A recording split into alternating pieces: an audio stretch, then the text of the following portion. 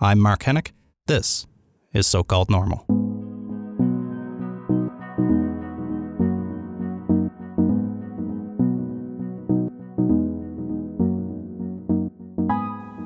Hey folks, welcome to So-Called Normal. I'm Mark Hennick. Today on the show, I'm going to be talking with Dave Trafford because we're on an off week here. So Dave, how are you? I'm all right. As well as you can be in an off week, I guess. As on as you could be when you're off, yeah. Yes. Yeah. So next week we've got another full episode of So-Called Normal coming up. We're doing these little normal episodes in between. And next week we have Thomas coming up. Thomas tells us his story about working in the restaurant industry in particular. I mean, we cover a lot of ground, but that was the piece that really stood out for me, his carrying the stress of the restaurant industry, and maybe that applies to the retail industry more broadly. Well, you know, the story becomes all the more poignant now when we see the stress that the whole industry is under given COVID-19, and the chambers of commerce looking at these numbers and saying, you know what, if we're lucky, only 60% of the restaurants in this country are going to go out of business before the end of the calendar year. So to hear Thomas's story only sort of amplifies, I think, that we're talking about a second wave. Get ready for it. But I think probably the most poignant part of it was like he was just running full speed ahead, and then, you know, figuratively he hits that brick wall and down he goes. It was just almost out of the blue. Yeah, you know, that's really what stood out to me too, is that I think that every industry, of course, is under pressure right now in the current circumstance, especially the restaurant industry, where I can't imagine how they can possibly be profitable in this kind of environment like any other business.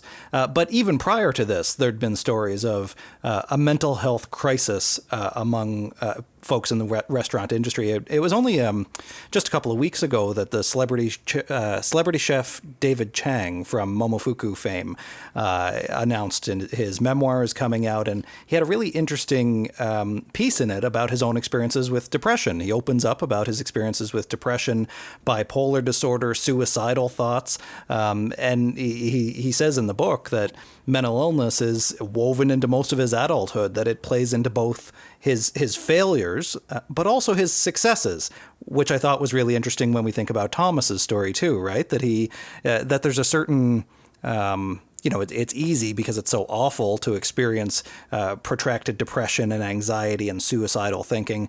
But there's something special I find that comes out of it too. I don't know if anybody who's never been there can understand that, but I certainly relate to that. Well, one of the things that strikes me about Thomas's story to that point is there is this, he's good at what he does.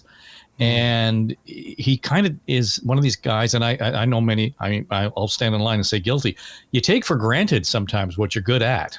And when it doesn't happen well around you, all of a sudden that just raises the anxiety level, not just for you, but for other people around you, because your expectations are driven by your own ability to do what might be a complicated job relatively easily. So you saw a little bit of that with Thomas in his storytelling, that he was having a hard time. Not only were other people having a hard time keeping up with his expectations, he was having, I think, a difficult time keeping up with his own. Yeah, and I can certainly relate to that as well. And I think that, I don't know if non-creative people experience this too, but I think it's the curse of creativity in some ways, is having these impossibly high standards, and sometimes thinking in a way that, you know, you don't always appreciate that not everybody is inside your head, that not everybody can see the non-linear way in which you're thinking. And you know, maybe high pressure situations, the restaurant industry namely, media being another one, these are situations that bring this out. You know, you've been in the media industry now for 30 plus years. You must have encountered lots of creative types who live by different rules, right? Oh, entirely. Big personalities, in front of the mic, and you walk them out of the studio and they're, just a bag of nerves. And it was a difficult thing all of a sudden, especially when ratings are so driven by your own personality. And as much as you would try to tell them, no, it's a team effort. If somebody's name is on the show, they take full responsibility for the perfection around it. And it was a real hard thing sometimes to get people to get to the point where, you know what, excellent is okay. Yeah. So what is it then about those people, and I think to an extent I'm one of them in a way, where there almost needs to be a certain pressure to click on, that you can't just turn it on, that like you say, when you're off mic or off camera or out of the restaurant or whatever, you're a different person, but you derive a certain energy, you almost become addicted to the energy in a way that keeps you coming back. It fills some need in you. You know, what's going on there? Why do some people thrive in super stressful situations where they need the spotlight on? Well, I don't have the expertise or the insights that you have, certainly. But as I watch this, I have found that those who are probably most successful in those fields are those who can compartmentalize.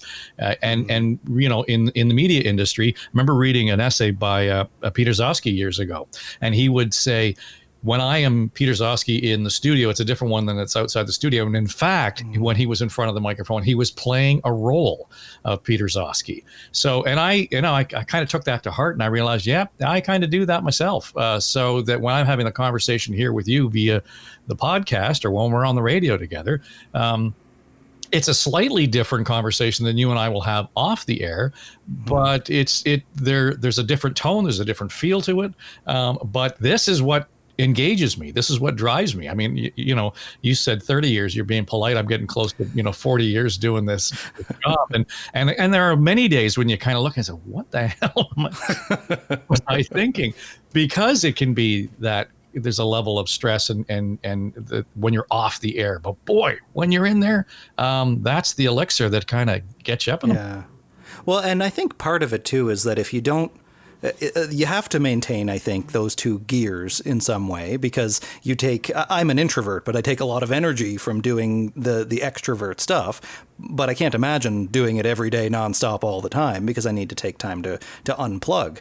And I think that comes from having done it for a few years now, realizing that these are two aspects of myself and I need to shift between those two gears, but they're still two versions of me. I think if you don't realize that and you keep trying to compartmentalize too much, and you don't offset that high energy compartment with a lower energy compartment to kind of balance things out, that's where we get burnout. That's where we get people who are, whether, I don't know if it's a midlife crisis or a crisis of some kind, of realizing, I don't know who I am anymore. Mm-hmm. I think that's part of it too. And it sounds like Thomas experienced a bit of that crash in some ways, where it just wasn't sustainable. The amount of time he was putting in, the amount of effort that he was putting in, just the mechanics of the restaurant industry alone were pretty grueling, and it didn't sound like he was able to really balance that out in a healthy way. Well, one of the lines that really struck me was, and I think the way you set it up was, this was all kind of cooking along. There was some challenges and everything else, but all of a sudden, just on one day, and it was supposed to be a day at the beach with his kids,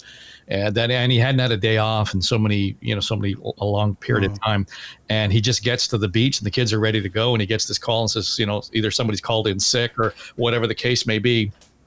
Gets to pack the car up and take the kids back, and all of a sudden it goes. And there are lots of industries that are like that right now, that it's sort of pay as you play sort of thing, and media or service industries particularly. I mean, think of people right now in the healthcare industry where there are shortages, and I know you just did a double, but can you have a quick turnaround and come back in, because we've got real need here. Those things are happening in plain view more so now than ever, I think. Well, there's the ask, and I think that's where managers often, they see a need in front of them. Their business need kind of trumps, at least in the short term, the humanity or the empathetic concerns.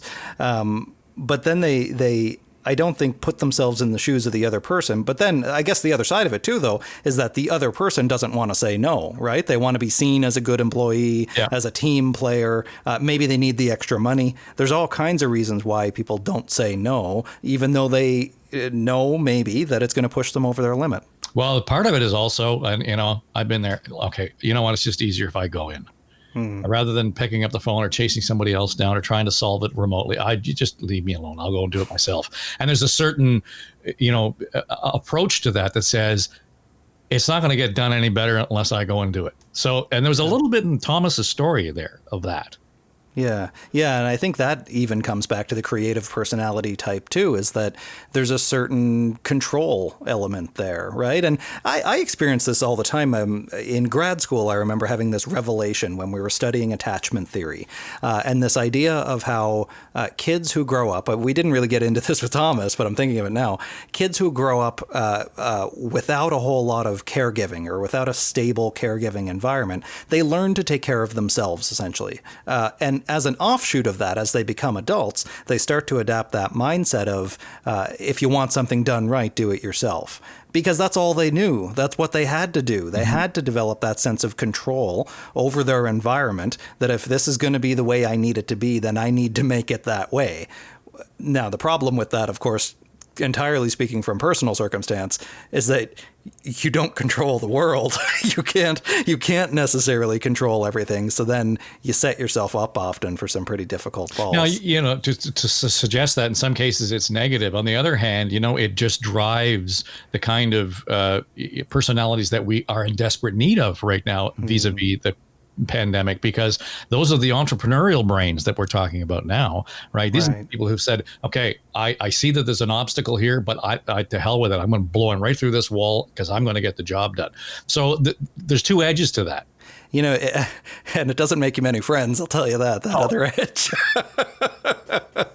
But I relate to that so much. And it's this idea, you're right. And it comes back to that idea that what is the almost the benefit of having that kind of struggle, because it is a struggle, that I don't think the majority of people are that way. The majority of people, in my impression of it anyway, just wants to do what they're told. And I've yearned for this too. Can I just please get a job where somebody tells me where to be and what to do, and I leave and go home and don't have to think about it until I come in again? Yeah.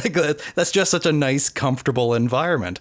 Unfortunately, there are a few people out there in the world, I think, who don't fit that mold and who need to grab the situation and make it into something else. So, it is a blessing and a curse. And I think we do hear a lot of that in Thomas's story. And, now he's a really wonderful advocate for mental health, speaking about something that I think a lot of people can relate to. Yeah. It's a great story. Well, so Thomas is coming up next week. Folks can subscribe to So-Called Normal on Apple Podcasts, Google Podcasts, Spotify, Stitcher, where we put them up on YouTube and all my social media platforms as well, at Mark Hennick on Twitter, Facebook, YouTube, Instagram, everywhere else. Dave Trafford brings the episodes together for us. Dave, thank you so much. Good to talk to you. Good to talk to you too. Take care.